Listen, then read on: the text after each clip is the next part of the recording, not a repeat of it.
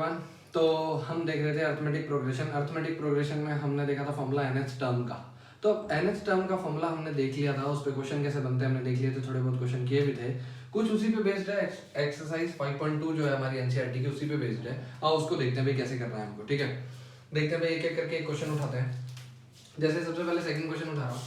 Second question है कि एक पार्ट मैं कर देता हूँ, एक पार्ट आप करना, सेकंड पार्ट मैं कर देता हूँ। सेकंड पार्ट है कि आपको 11th टर्म बतानी है किस एपी की। एपी है -3, -1/2, 2 ऐसे करते करते, ठीक है, आगे तक चल रही है एपी। तो इसकी आपको बतानी है 11th टर्म।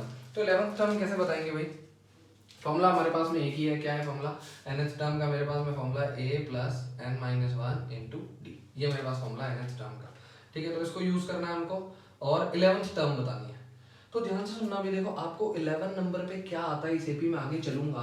तो ये फर्स्ट टर्म है, ये सेकंड टर्म है, ये थर्ड टर्म है, ऐसे करते करते आगे चलूंगा। 11th नंबर पे क्या आने वाला है वो बताना है हमको। ठीक है, तो अब मेरे को वो टर्म पूछी है तो मैं a11 रख देता हूँ। फर्स्ट टर्म मुझे पता है -3 है, प्लस n मुझे पता है कि 11 नंबर की टर्म चाहिए तो n/11 -1। और d क्या होता है? d होता है हमारा, d होता है, याद करके बताओ भाई, नेक्स्ट माइनस प्रीवियस टर्म। कोई भी उठा लो, नेक्स्ट माइनस प्रीवियस। नेक्स्ट है मेरी -1/2 और प्रीवियस है मेरी -3।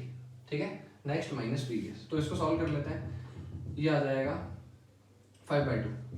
ठीक है, तो जो मेरा d है वो प्लस का 5/2 है, आपको भी इधर प्लस का 5/2 रखना है। ठीक है, बस हमको यही पता है, इससे काम बन जाएगा। 11 - 1 = 10 × 5/2। 2 से 10 कैंसिल आउट हो गया 5, तो -3, 5 के 5 से मल्टीप्लाई हुई 25, 25 - 3 दैट इज 22। तो 11th नंबर पे टर्म क्या आने वाली है? 22 आने वाली है, हमने बता दिया। ये हमारा हो गया आंसर। ठीक है, छोटा सा क्वेश्चन था, डायरेक्ट इस पे बेस्ड क्वेश्चन था कि हमको ए भी पता है, एन भी पता है, डी भी पता है, ए एन पूछ ली, बता दिया। ठीक है, चलो अगले क्वेश्चन में चलते हैं। थर्ड क्वेश्चन का 5th पार्ट कर रहा हूं मैं, नोट कर सकते हो भाई, पॉज करके नोट करो। ठीक है, पहले खुद एक्सरसाइज इस पूरी को बनाने की कोशिश करो। जहां जहां पे अटको, जो जो क्वेश्चन में अटको, खाली उसको ही देखना, सारे मत देखो भाई। ठीक है, खुद से बनाने की कोशिश करो। मैथ्स है, हम लोग हिस्ट्री नहीं पढ़ रहे हैं, मैं आपको पहले भी बता चुका हूँ। ठीक है, नोट करो भाई इसको।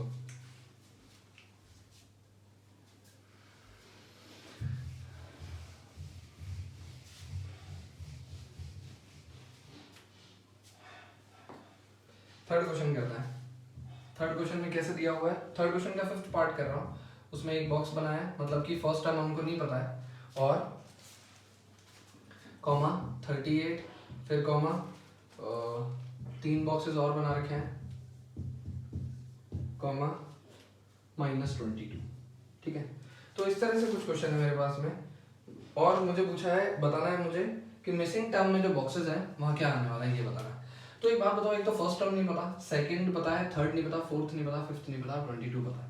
ठीक है, तो आप लोग एक बात देखो कि आपको कौन सी टर्म पता है। एक तो सेकंड पता है और एक third, fourth, fifth, sixth term पता है।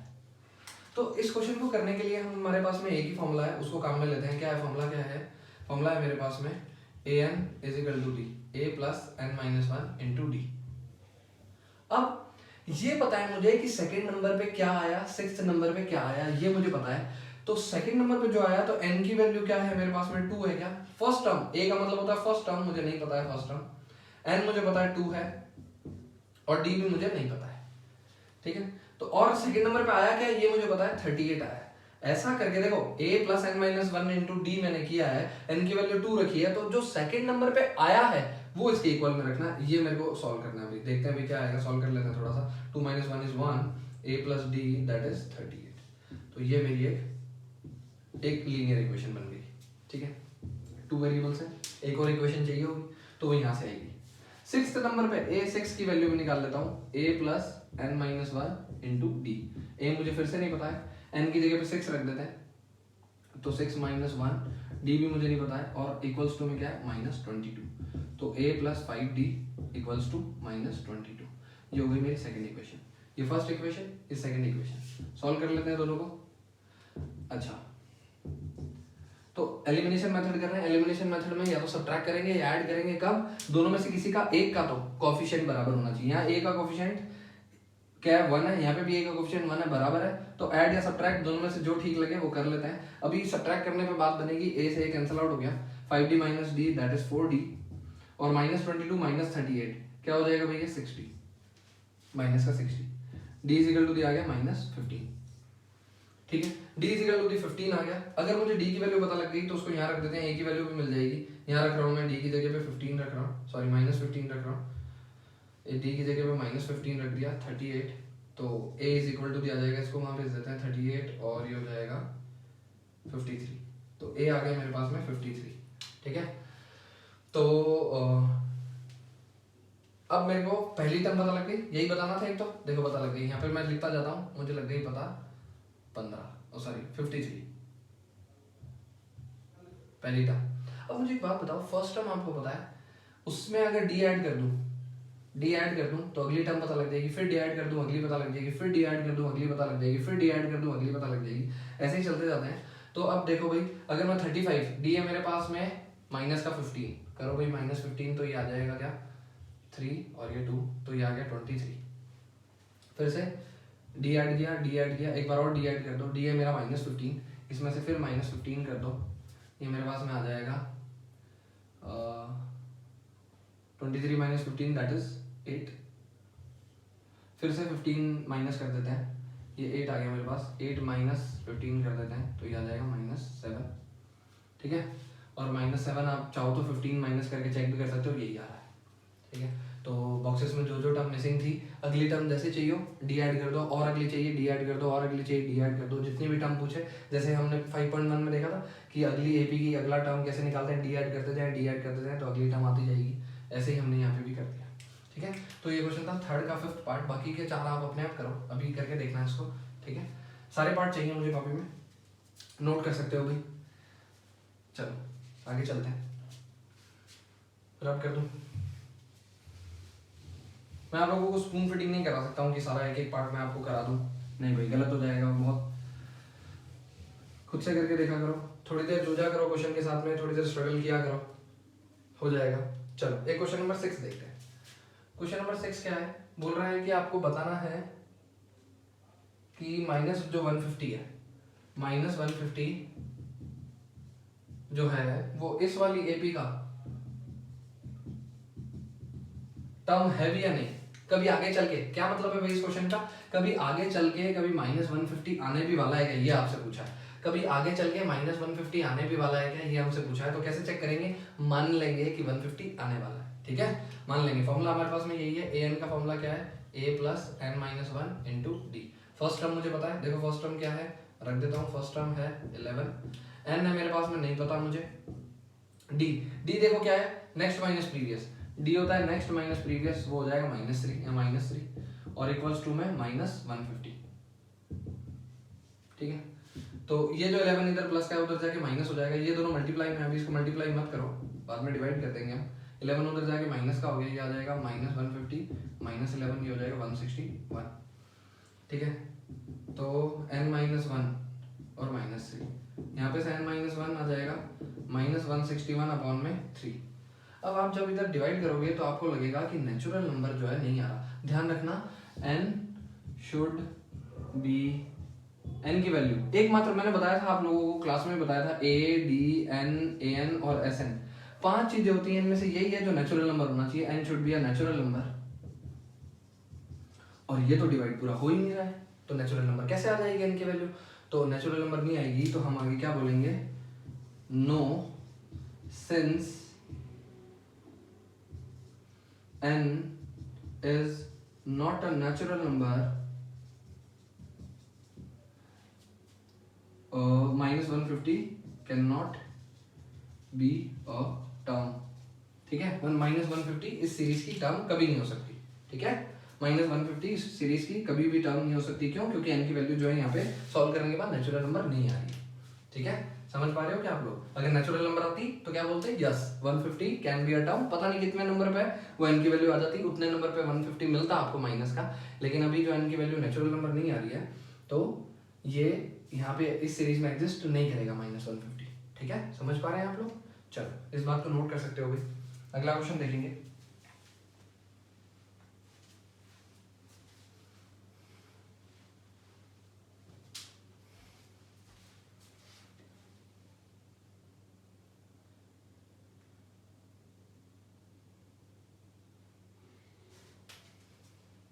चलो माइनस कर दूं क्या, ओ सॉरी रब कर दूं क्या।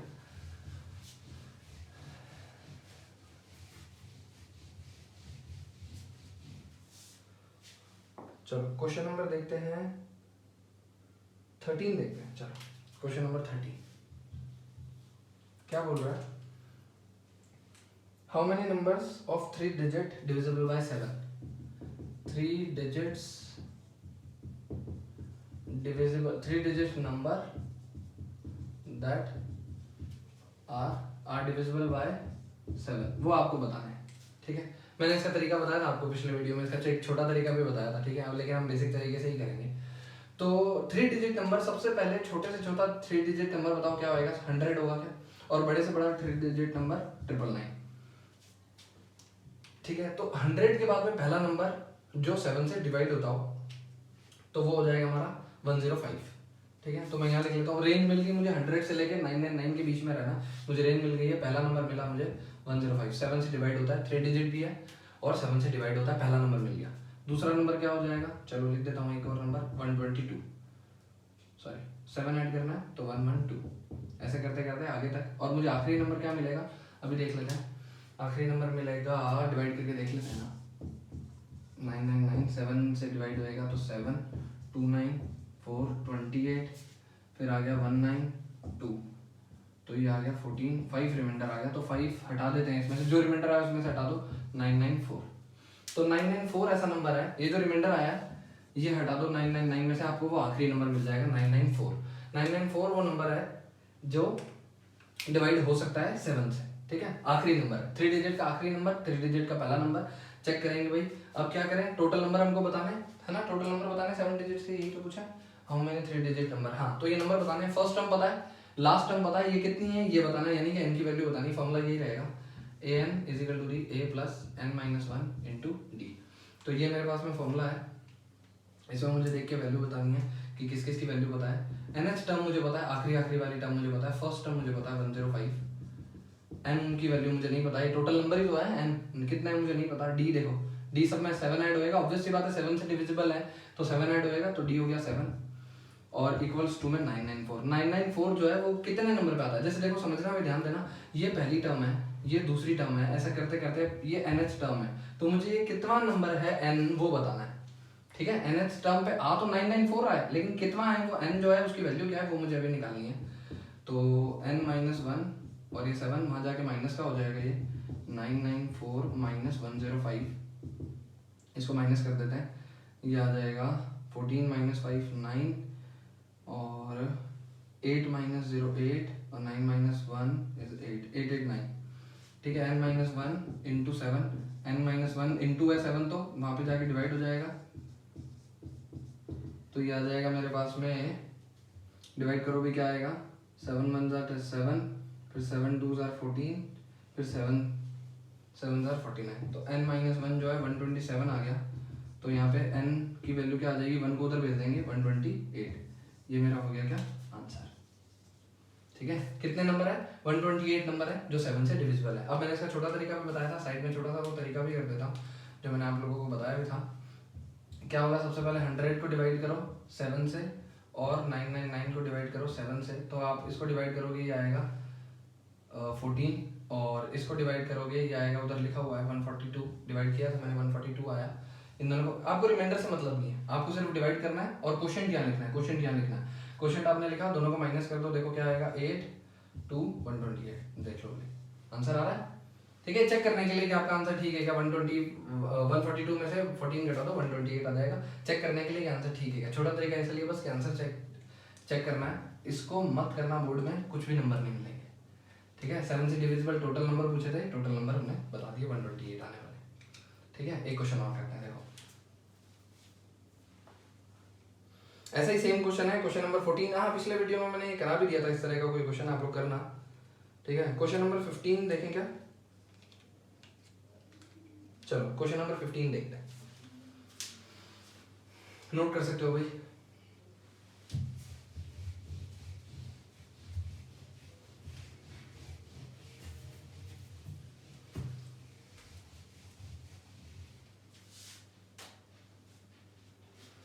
क्वेश्चन नंबर 15 देख रहे हैं, क्या कह रहा है, कि दो एपी आपको दे रखी है for what value of n. एक एपी है 63, 65, 67 ऐसे करते करते आगे तक, दूसरी एपी है 3, 10, 17 ऐसे करते करते आगे तक। क्या बोल रहा है कि कौन से नंबर की जो इसमें टर्म है वो दोनों की इक्वल होगी। एन नंबर की टर्म क्या बोल रहा है, मान लो एनएच टर्म इसकी और एनएच टर्म इसकी, वो बोल रहा है इक्वल होगी, तो एन की वैल्यू बताओ। समझ रहे हो, एक एपी ये रही, एक एपी ये रही, ये दोनों आगे तक चली, कहीं भी जाके कोई ऐसी टर्म है जो दोनों में बराबर आ जाएगी, सेम नंबर पे होगी और बराबर आ जाएगी, तो वो कौन सी टर्म होगी हमको ये बताना है ना। तो बेसिकली एन की वैल्यू बतानी है। अब मुझे एक बात बताओ, फॉर्मूला तो मेरे पास एक ही है क्या, a n is equal to d, a plus n minus one into d. तो इसके लिए फॉर्मूला लगाता हूँ, इसके लिए फॉर्मूला लगाता हूँ, दोनों की एनएच टर्म बराबर है तो दोनों को बराबर रख दूंगा। बोल रहा है कब इक्वल आएगी, तो मैं क्या करता हूँ, इसके लिए फॉर्मूला लगाता हूँ, इसके लिए फॉर्मूला लगाता हूँ, दोनों की एनएच टर्म तो इक्वल है तो दोनों को इक्वल रख दूंगा। तो पहले इसके लिए फॉर्मूला लगा रहा हूँ भाई, इसके लिए यहाँ पे लिख रहा हूँ फॉर्मूला। ए क्या है 63 first term, n minus one, n की वैल्यू तो नहीं पता ना, वही तो बतानी। डी कितना है, देखो 2 इंक्रीज हो रहा है सब में, है ना, तो नेक्स्ट माइनस प्रीवियस भी कर सकते हो चाहो तो भी 2 आएगा। 2 इक्वल है, इसकी एनएच टर्म ये रही, ठीक है, इसकी एनएच टर्म ये रही। अब इस वाले की भी एनएच टर्म निकाल देते हैं, दूसरी वाली एपी की भी, दूसरी वाली एपी की एनएच टर्म लिख रहा हूँ यहाँ पे, क्या होगी, ए यानी कि first term n minus one, d कितना है देखो 7 ऐड हो रहा है, 7 ऐड हो रहा है, डी 7 है, आप चाहो तो नेक्स्ट माइनस प्रीवियस भी कर लो तो भी 7 ऐड आएगा, है ना, नेक्स्ट माइनस प्रीवियस 7 आ गया। इनको सॉल्व कर लेते हैं, देखते हैं कैसे सॉल्व होएगा। एक तरफ इसको ले लेते हैं 63 और 3 को, एक तरफ इसको भेज देते हैं, तो 63 इसको यहाँ ला रहा हूँ भाई -3, ये और ये सेम है इसलिए इनको सेम जगह पे ले रहा हूँ, ये और ये जो है सेम है, इन दोनों में वेरिएबल है, इसको एक जगह पे ले रहा हूँ, तो 63 - 3 और ये हो जाएगा n minus one into 7 plus इसको वहां भेज देता हूँ, माइनस का हो जाएगा -n माइनस वन इंटू 2। तो इसको सॉल्व कर लेते हैं, 63 - 3 दैट इज 60। अब एक बात देखना ध्यान से, इस n माइनस वन के साथ 7 मल्टीप्लाई है, इस n माइनस वन के साथ 2 मल्टीप्लाई है, यहाँ से n माइनस वन कॉमन ले लेता हूँ, यहाँ क्या आ जाएगा 7, यहाँ क्या आ जाएगा 2, दोनों जगह से n माइनस वन को कॉमन ले लिया, तो एक स्टेप लिख देता हूँ भाई n माइनस वन और 7 - 2 इज 5। अब 5 जो है डिवाइड में चला जाएगा, n minus one, 60 divided by 5 that is 12 is equal to the n minus one. n minus one अगर 12 है तो n की वैल्यू क्या आ जाएगी 13, ये आंसर आ गया। इसका मतलब क्या बोल रहा है, ध्यान से सुनना, देखो इसका मतलब बोल रहा है कि 13वें नंबर की टर्म जो इस वाली एपी की और 13वें नंबर की टर्म जो इस वाली एपी की है वो दोनों बराबर है, ठीक है। 13वें नंबर पे इस एपी में जो आएगा 13वें नंबर पे और इस एपी में आएगा जो 13वें नंबर पे, वो दोनों बराबर आने वाला है, ठीक है। यही पूछा बस कि for what value of n, हाँ यही पूछा है कि 13वें नंबर की इसकी टर्म 13वें नंबर की इसकी टर्म बराबर हो गई, हमने बता दिया, ठीक है। नोट कर सकते हो भाई, क्वेश्चन को समझा करो और फिर नोट किया करो।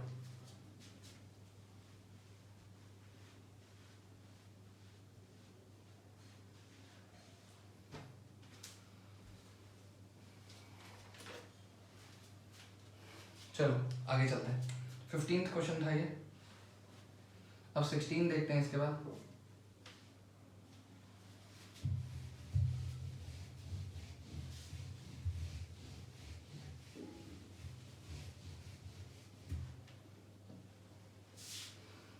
सिक्सटीन नंबर क्वेश्चन देखते हैं क्या कह रहा है, डिटरमाइन द एपी जिसकी थर्ड टर्म, अरे ये तो बहुत आसान क्वेश्चन है, थर्ड टर्म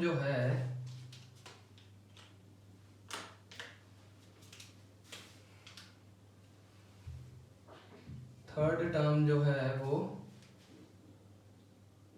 मुझे दे रखी है 16 और क्या बोल रखा है, सेवंथ टर्म जो है फिफ्थ टर्म से, सेवंथ टर्म फिफ्थ टर्म से 12 एक्सीड कर रही है, मतलब मोर है, ठीक है, एक्सीड कर रही है मतलब ज्यादा है, ठीक है। तो थर्ड टर्म का फॉर्मूला लिखता हूँ, इक्वल टू में 16 लिख दूंगा, सेवंथ का और फिफ्थ का माइनस करके इक्वल टू में 12 लिख दूंगा। आप लोगों को समझ आ रहा होगा जैसे जैसे क्वेश्चन कह रहा है मैं कर रहा हूँ। यहाँ पे देखो थर्ड टर्म के बराबर में 16, तो a3 बताओ, a plus n minus one, a n का फॉर्मूला लिख देता हूँ n minus one into d, तो यहाँ पे 3 रख देता हूँ। फर्स्ट टर्म मुझे नहीं पता, a है, 3 रखना है यहाँ पे, n की जगह पे 3 माइनस वन डायरेक्ट लिख दूंगा, 2d कोई प्रॉब्लम तो नहीं है, 3 में से 1 माइनस होगा तो 2d आएगा और इक्वल टू में क्या है 16 है। एक इक्वेशन मेरी ये, ठीक है। दूसरी इक्वेशन में यहाँ लिख रहा हूँ, क्या बोल रहा है, सेवंथ टर्म और फिफ्थ टर्म को माइनस करोगे तो 12 आएगा। तो सेवंथ टर्म के लिए मुझे बताओ, यहाँ पे 7 रखूंगा, ध्यान से सुनना, 7 माइनस वन ऑब्वियस सी बात है 6 आएगा, तो a7 माइनस a5 जो है 12 है, तो a7 की वैल्यू रख रहा हूँ मैं a प्लस 6d और माइनस a5 की वैल्यू रख रहा हूँ a प्लस 4d, है ना, 5 माइनस 1 4 हो जाएगा ना, ये पता है ना d पता है, इक्वल्स टू 12। अब एक बात देखो, बाहर माइनस है तो अंदर वाले सारे साइन बदल जाएंगे। ब्रैकेट के बाहर अगर माइनस है तो ए देखो प्लस का, ए देखो माइनस का, हट गया। ये 6d का सरनेम और ये 4d का सरनेम। 6 का सरनेम देख लो, ये और ये टर्म सेम है क्या, तो 6 minus 4 2d equal to 12, d is equal to दिया गया 6। d की वैल्यू 6 आ गई, यहाँ रख देता हूँ। d की वैल्यू 6 को यहाँ पुट कर देता हूँ, a प्लस d की वैल्यू 6 इक्वल टू 16, तो a प्लस ये आ गया 12 equal to 16, a equal to आ गया 16 माइनस 12 दैट इज 4। तो ये मेरे पास आ गई a की वैल्यू, ये आ गई d की वैल्यू। क्या पूछा था इस क्वेश्चन में, डिटरमाइन द AP, तो वो AP बतानी है मेरे को। अब एक बात सुनना, आप लोग ने ऐसे क्वेश्चन 5.1 में कर लिए बहुत सारे, जिसमें आपको A पता है, जिसमें आपको D पता है और आपको AP पूछता है वो, तो 5-6 टर्म लिख देते हैं। AP कितनी पूछी है, डिटरमाइन द AP, बस AP ही पूछिए, तो वो अर्थमेटिक प्रोग्रेशन पूछिए। फर्स्ट टर्म लिखो, फर्स्ट टर्म ये रही 4, उसमें ऐड करते चलो, ये है ना 6 ऐड करते चलो, 4 में 6 ऐड करो 10, फिर 6 ऐड करो 16, फिर 6 ऐड करो 22, ऐसे करते करते आगे तक।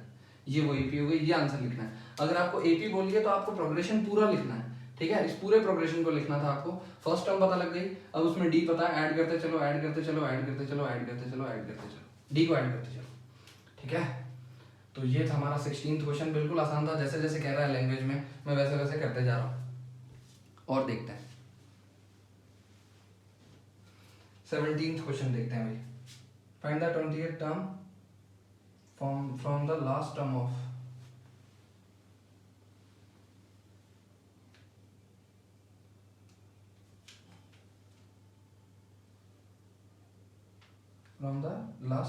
AP। ओके चलो भाई लास्ट टर्म निकालते हैं।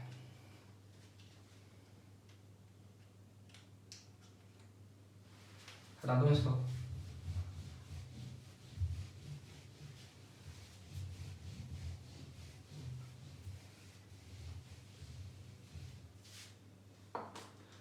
इसमें तो 20th टर्म के लिए तो एक बात देखो भाई, फॉर्मूला तो a plus n minus 1 into D, ये तो आसान क्वेश्चन है, पता नहीं इसमें ऐसा कोई मुश्किल वाली बात नहीं है। देखो a की वैल्यू मुझे पता है, फर्स्ट टर्म साफ साफ दिख रही है मुझे 3 है, d की वैल्यू मुझे साफ साफ दिख रही है कि 5 ऐड हो रहा है तो 5 है, n की जगह पे 20 रखना है, अपने आप आ जाएगी, ठीक है। इसमें तो कोई दिक्कत की बात नहीं है, कर लेना भाई। n की वैल्यू भी पता है, 20th टर्म पूछिए तो 20 रखना है, कोई इसमें बड़ी बात नहीं है। चलो अगला क्वेश्चन देखते हैं, 18 number, the sum of the fourth and 8, ठीक है। चलो 18 नंबर क्वेश्चन देखते हैं। 18th नंबर क्वेश्चन क्या कह रहा है, फोर्थ टर्म का और 8th टर्म का सम है जो, ध्यान से सुनना। देखो क्वेश्चन को पहले मैं लिख देता हूं, फोर्थ टर्म का और 8th टर्म का सम है वो है 24, ठीक है, और 6th टर्म का और 10th टर्म का जो सम है वो है 44, ठीक है। चलो तो अब मुझे वैल्यू बतानी है किसकी, थर्ड टर्म, मतलब एपी बतानी है मुझे, 3 टर्म बतानी है एपी की। तो पहले एक बात बताओ, फॉर्मूला तो मेरे पास में एक ही है ना, फोर्थ टर्म के लिए डायरेक्ट लिख दूं, क्या बताना, a plus n minus 1 into D, मेरे पास जो फॉर्मूला है n की जगह पे 4 रखूंगा तो 4 माइनस 1 3 हो जाएगा, और 8 के लिए n की जगह पे 8 रखूंगा तो 7d हो जाएगा इक्वल टू 24। चलो इसके लिए भी रख लेते हैं, इसके लिए 6 में रखता हूँ, 6 रखूंगा यहाँ पे, a प्लस 5d आ जाएगा, और अगर मैं इधर 10 रखूंगा तो a प्लस 9d आ जाएगा। देखो 6th टर्म के लिए यहाँ पे 6 रखा, 6 माइनस 1 5 हो गया, 10th टर्म के लिए यहाँ फॉर्मूले में 10 रखा, 10 माइनस 1 9 हो गया, डायरेक्ट लिख दिया मैंने, आप लोग लिख सकते हो, कोई दिक्कत नहीं है, इक्वल्स टू क्या आ गया 44। अब एक बात देखो आप लोग, ये a सेम है, और ये a सेम है, इसमें देखो 3d और 7d सेम है, इसमें 5d और 9d सेम है, जो जिनका सरनेम सेम है उनको ऐड कर देते हैं, तो ये ऐड होके हो जाएगा a और a 2a प्लस, और ये हो जाएगा 3 और 7 10d इक्वल्स टू 24। ये हो गई मेरी इक्वेशन नंबर 1, a और a 2a, 5 और 9 that is 14d equal to आ जाएगा 44। ये हो गई मेरी सेकंड इक्वेशन। अब फर्स्ट और सेकंड को माइनस कर देते हैं। देखो भाई इसके नीचे मैं लिख रहा हूँ फर्स्ट इक्वेशन को ताकि मैं माइनस कर दूं, एलिमिनेशन मेथड, ये रही भाई 2a से 2a कैंसिल आउट हो गया, 14 में से 10 माइनस हुआ तो 4d, और 44 में से 24 माइनस हुआ तो 20, d इज इक्वल टू क्या आ गया 5, d की वैल्यू 5 आ गई, तो a की वैल्यू निकाल सकता हूँ क्या, यहाँ रख दो या फिर यहाँ रख दो, जहाँ अच्छा लग रहा है रख दो, मैं यहाँ रख रहा हूँ, d की वैल्यू रख रहा हूँ a की वैल्यू निकालने के लिए, 10 इंटू डी की वैल्यू है 5 that is 24, 2a plus 50 equals to 24, 2a और इसको उधर भेज देंगे -26, a इज इक्वल टू दिया गया -13, a की वैल्यू आ गई -13, d की वैल्यू होगी 5 प्लस का, और मुझे लिखनी है AP लिखनी है तो फर्स्ट टर्म -13, नेक्स्ट 5 ऐड करो -8, नेक्स्ट 5 ऐड करो क्या आ जाएगा -3, नेक्स्ट 5 ऐड करो 2, नेक्स्ट 5 ऐड करो 2 और 5 7, नेक्स्ट 5 ऐड करो 12, ऐसे जितनी भी टर्म लिखनी हो लिख सकते हैं। उसमें सिर्फ 3 ही पूछी थी, तो ये हमारा हो जाएगा आंसर। ठीक है, 3 ही टर्म पूछी थी, ए पता लग गया, डी पता लग गया। ऐसे क्वेश्चन हमने 5.1 में खूब किए हैं जिसमें ए और डी पता होता है, तो हम आराम से उस क्वेश्चन में एपी बता पाते हैं, एपी डी हुई होती है तो ए और डी बता पाते हैं। ऐसे क्वेश्चन हमने खूब कर लिए। अब इस तरह के क्वेश्चन आ रहे हैं जिसमें ए और डी की वैल्यू ही नहीं पता होती, वो निकालने के बाद एपी पूछता है।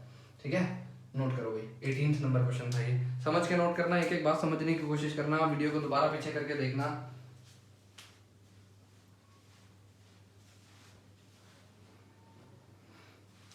चलो आगे चलते हैं, क्वेश्चन नंबर 20 देखते हैं।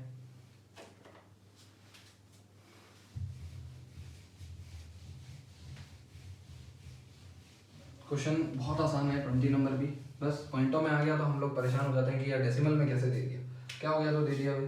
क्या बोल रहा है क्वेश्चन, एक औरत है रामकली कोई, उसकी जो क्वेश्चन नंबर है 20, उसकी सेविंग 5 रुपए, फर्स्ट वीक की सेविंग है 5।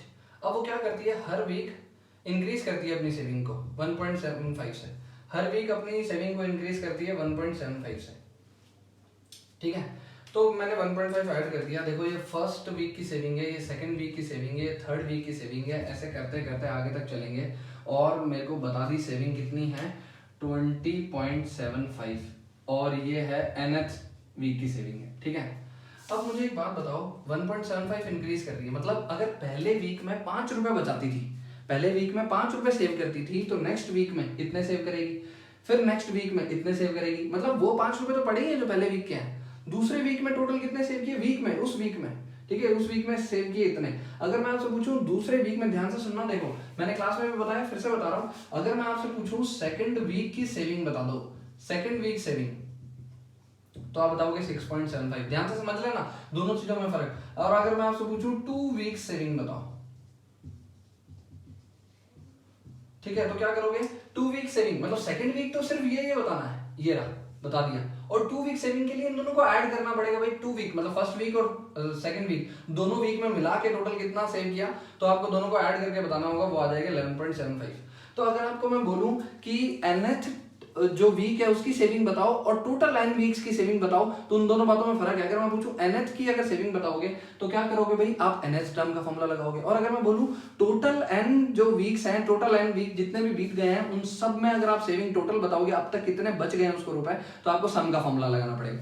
दोनों बातों में डिफरेंशिएट करना भाई। अगर मेरी बात समझ नहीं आए तो दोबारा से सुनो। देखो अगर मुझे पूछे 10th वीक में बताओ उसने कितने रुपए बचाए, तो 10th वीक के बताऊंगा सिर्फ, और 10 वीक्स में कितने रुपए बचाए मैं, तो क्या करूंगा 1 से लेकर 10 तक में जितने रुपए वो बचाती गई इन सबको ऐड कर दूंगा।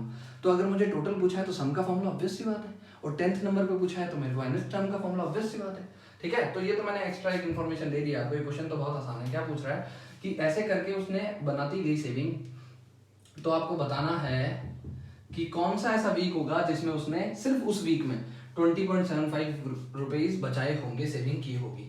तो मुझे nth टर्म का फॉर्मूला बनाना है a plus n minus 1 into d. तो कौन सा मेरे पास में फर्स्ट टर्म दे रखी है क्या 5, n मुझे पता नहीं है, d मेरे पास कितना है, देखो 1.75 साफ दे दिया उसने, खुद ने क्वेश्चन में दिया हुआ है 1.75 है, 1.75 ऐड होते जाएगा, और ऐसा करके nth वीक में बच कितने रहे रुपए 20.75। ये क्वेश्चन में पूछा है, ये भी दिया हुआ है, ये भी दिया हुआ है, ये भी दिया हुआ है, इनकी वैल्यू पूछी है। तो ये जानना जरूरी है क्या दिया है क्या पूछा है, बस ये जानना जरूरी है। फॉर्मूला सिर्फ एक ही है इस क्वेश्चन में, आप लोग जानते हो इस पूरे चैप्टर में 2 ही फॉर्मूला है। 5 को उधर भेज देते हैं, n-1 1.75, 5 को उधर भेज दिया, 20 माइनस ये हो जाएगा तो 15.75, और n-1 ये आ जाएगा 15.75 अपॉन में 1.75।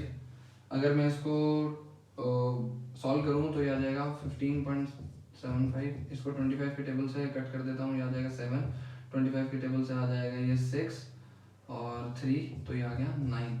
तो n-1 की वैल्यू आ गई 9, n की वैल्यू आ जाएगी 10। ये हो गया हमारा आंसर। तो 10th वीक में, ठीक है, तो मैं अगर यहाँ पे लिखना चाहूँ तो क्या लिखूंगा, 10th वीक में जो है उसने इतने रुपए सेव किए थे 10th वीक में। और अगर मैं आपसे पूछूं टोटल 10 वीक्स में कितने किए तो सम का फॉर्मूला लगाएंगे, वो अगले जो एक्सरसाइज है हमारे उसमें उस तरह के क्वेश्चन आएंगे, ठीक है। तो अगर 10th वीक की बात करिए, दोनों बातों में फर्क समझ के चलना, इस क्वेश्चन को नोट कर सकते हो भाई, दोनों बातों में फर्क समझ के चलना कि कब सम का फॉर्मूला लगाना है और कब nth टर्म का फॉर्मूला लगाना है, दोनों बातों में फर्क समझना। एक्स्ट्रा इन्फॉर्मेशन थी इस क्वेश्चन में, सिर्फ इतना ही पूछा था, छोटा सा क्वेश्चन है, लैंग्वेज में था इसलिए परेशान होने की जरूरत नहीं है। तो 5.2 मैंने कंप्लीट करा दी है, समझ के चलना कब nth टर्म का फॉर्मूला लगाना है, कब सम का फॉर्मूला लगाना है, ठीक है। Sum of n terms nth term, दो ही फॉर्मूला है इस पूरे चैप्टर में। बहुत आसान चैप्टर है, बिल्कुल आसानी से एकदम डेली रूटीन में जो आपकी मैथ्स है उसकी तरह इसको फील करते चलो, बहुत आसान है, कोई मुश्किल चैप्टर नहीं है ये, ठीक है। तो आज के लिए इतना ही रखते हैं, तो अगला हम पढ़ेंगे 5.3 अगले वीडियो में। तो थैंक यू।